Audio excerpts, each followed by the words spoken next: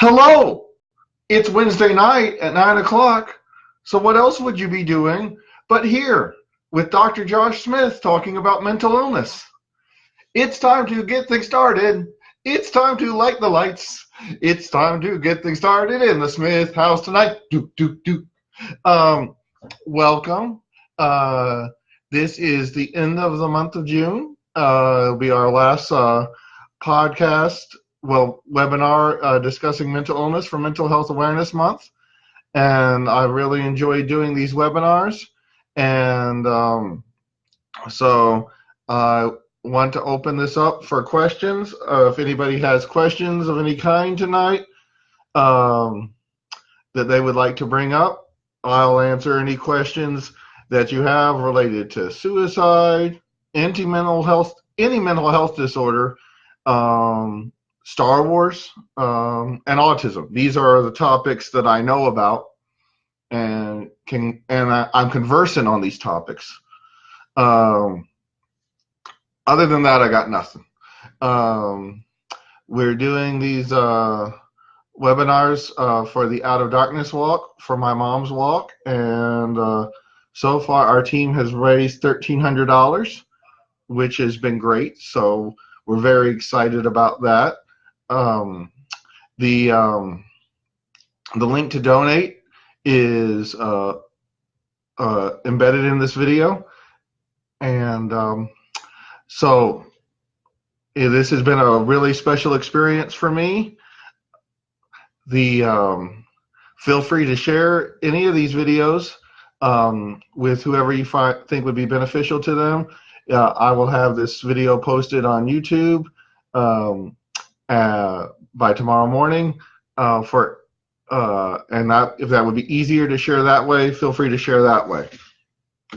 So today, I'm going to be talking about the Out of the Darkness Walk, which has been a very special experience for me and my family. And I want to tell you all a little bit about that. So one of the most common questions that I get is how we can help somebody who has either survived a suicide attempt or who has had a family member commit suicide or attempt suicide. And this can get very difficult. Now, I want to take a brief aside to talk about what you can say. Hello, Dad, how's it going? He's one of our more famous donors. I want to talk for a minute about what to say to somebody who has lost a family member to suicide. Now, there are a number of nice expressions that people say when someone has passed away, and it can be really intimidating to know what to say to someone who has lost a family member to suicide. Harvard did a study on what is helpful to say, and there are 90 expressions that people will say when someone has lost someone to suicide. And he's in a better place, he's not suffering anymore, and some of these are more helpful than others. But to make it easier on you all, and as a little incentive, I'm going to tell you the two things that are most helpful. I love you, and I am here to help you in any way possible. I remember shortly after my brother committed suicide, somebody invited me to a movie, and to go to a movie and not talk. And that was exactly what I needed. So do not feel like you have to say anything brilliant. There's nothing brilliant to say. Just make sure that the person feels loved and know that you are willing to help out in whatever way the person needs help. So many times when we're dealing with the issue of suicide, we feel helpless. We feel like there is nothing that we can do. And so I am here to talk to you about what you can do. shortly after my brother Jacob committed suicide, I became aware of the Out of the Darkness walk. I had briefly heard of it uh, before then, but not really delved into it. And to me, it became a really exciting way to help out. I I wanted to do something to combat suicide, and the Out of the Darkness walk is sponsored by the American Foundation for Suicidality, and this organization goal is to come up with suicide interventions, not for suicide awareness. A lot of us are aware of suicide, unfortunately. Either we've had a friend or family member attempt or commit suicide, or we've struggled with suicidal thinking ourselves. So we're aware. What are we going to do about it? This organization does a lot of good things. One of the things that I am really grateful for is they were the ones that established and paid for the crisis text line, so that people can text a trained therapist when they're feeling suicidal, because sometimes people are reluctant to call. And the text number is 741-741, easy to remember.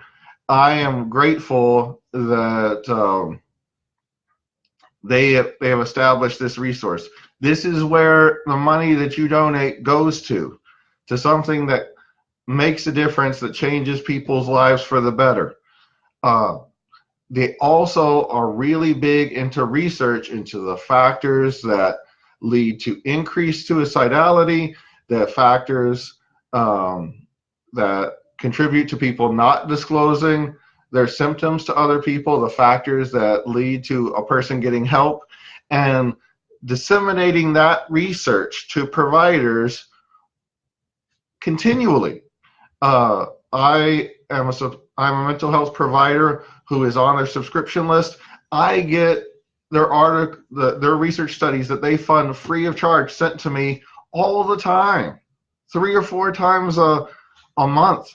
And this information is really helpful in helping me as I'm doing suicide interventions. And so I am a very big fan of the work that they provide. Now, I want to describe a little bit what it's like to go to the Out of the Darkness walk. First of all, it is held the first Saturday in November every year at Waterfront Park in Louisville, Kentucky. That is where the community walk is held. Our chapter's community walk. U of L has a campus walk, and there's walks all the way throughout the country. Some places do overnight walks, which sound like a lot of fun. Hi, Effie, how you doing? The walks are a short distance. I would say 5 kilometers. It's not bad. It is the first Saturday in November, so you never know what kind of weather you're going to get. I've been lucky the 3 years I've been there. It hasn't been freezing cold, but it is a little cool. And there is no predicting the weather of Louisville, Kentucky, and Southern Indiana, as we know. There is a lot of people there, and it is a very sobering experience to see the number of people that are there. Because when you consider the fact that everybody who is there for a reason. They've either struggled with suicidal thinking, or they have had a family member who's struggled with suicide or has committed suicide. And so last year's walk had over 8,000 people there. And that was only the people they had registered. I'm sure that there were some people who were unregistered. Unlike some other walks that you might participate in for charity, there is no pressure to raise money. You can just register to walk, just to walk. And however, if you want to raise money, you can. And because this is an important cause for me and my family, we choose to raise money. But if you just want to walk for the experience, you are more than welcome to do so. My family and I are always looking for people to join up and walk with us on that day. So with that being said, I am going to post the link to join our team if you would like to do so. And so just click on that link and you can join our team, and we would be happy to have you all join us. And we're also a very successful team. I'm just going to put that out there. If you do want to raise money, it's very easy to do so. Just putting it out there on social media and posting the links and asking people to donate. Many people will, because it's touched so many families. And if you raise $150, you get a free T-shirt on the day of the event. So you have that going for you. There's additional prizes the more money that you raise, but it's completely up to you. They do not pressure you in any way. I know some people are reluctant to put their name on the internet anywhere, and I know that there's a lot of privacy concerns and things like that. Now, I'm just saying, there are some people who give cash to me, my mother, or Emily and say, I don't want to put my name on the internet. Here's the cash. Will you donate it for me? We will do that. We are trustworthy people. So if you want to give us cash and we donate it in our name, just so that you don't have to put your name on the internet, that's just fine. The walk starts about 10 o'clock. There's stuff going on ahead of time. So we usually get there around 9 and try to get a sign so everybody knows where we're at, and so that we can all walk together. It is now this is my favorite part of the walk. They have concrete steps going upward at the start of the walk, and for 2 years they placed a pair of shoes for each individual who committed suicide in the state of Kentucky for that year, and a pair of combat boots for each member of the military who committed suicide in Kentucky that year. And walking past those shoes and those combat boots at the start of the walk is a very sobering thing, because you knew that there was a person who filled each pair of those shoes. This last year, it was hats, and then those combat fatigue hats for each veteran who committed suicide. My good friend Ray says they're working on gathering T-shirts, which would be a very cool thing to do as well. And you know that it's a person for each item of clothing that is there. And at the start of the walk, it is very reverent. You can, for 8,000 people walking, you can hear a pin drop at the start of the walk. As it goes on, people start conversing and sharing memories of loved ones, and it is a very special experience.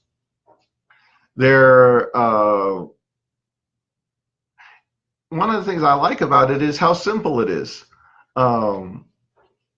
There was a band playing before the walk last year, but when it was over, it was over. And there was some cotton candy and some donuts for the kids, and then we all went home. And for me, one of the most special things is when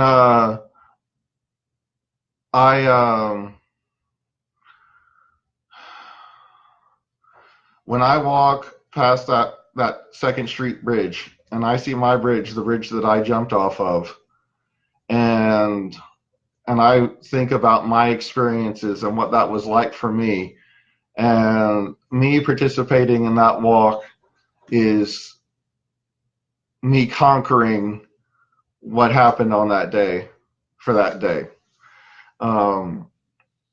It allows me to think about my brothers and the suffering they went through, and in some small part help me find a way to do something that where I couldn't help my brothers, I can help out other people. It is something that my family and I take very seriously. I know we start raising money in February, and our first big fundraiser always is the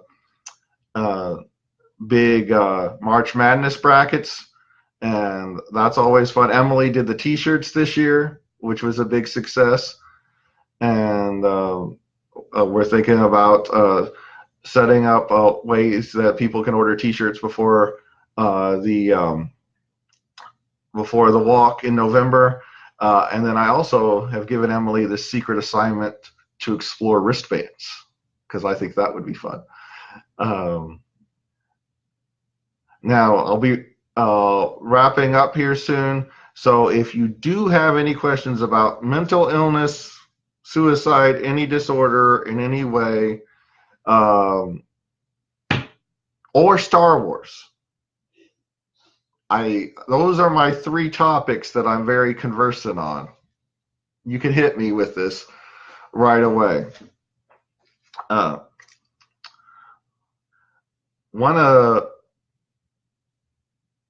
It is apparent to me that this generation's plague is going to be mental illness. And there are millions of people who suffer with mental illness. And it requires individuals to hold tough conversations, discuss things that they don't want to discuss in order for things to get better.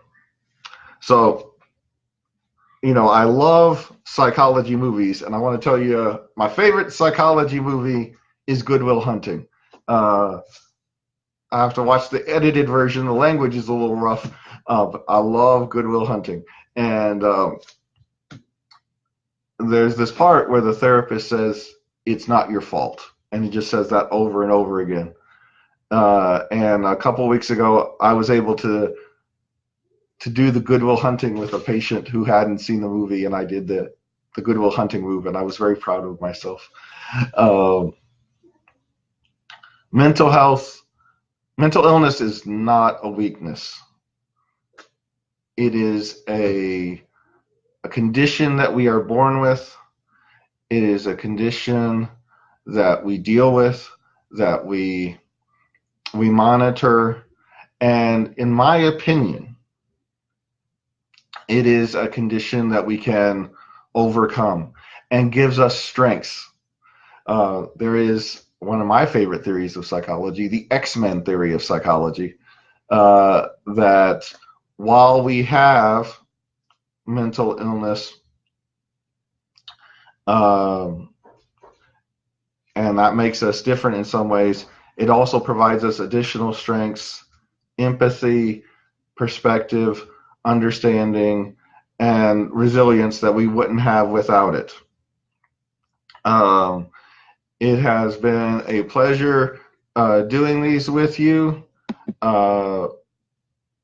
Please Share with anybody who you think this would be helpful for.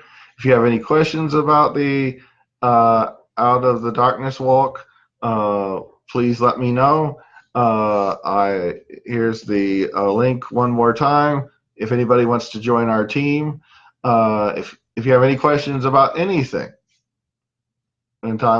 as time goes on, just let me know, and I will have the YouTube link up tomorrow for this video. And I hope you all have a great evening, and I will talk to you later. Good night.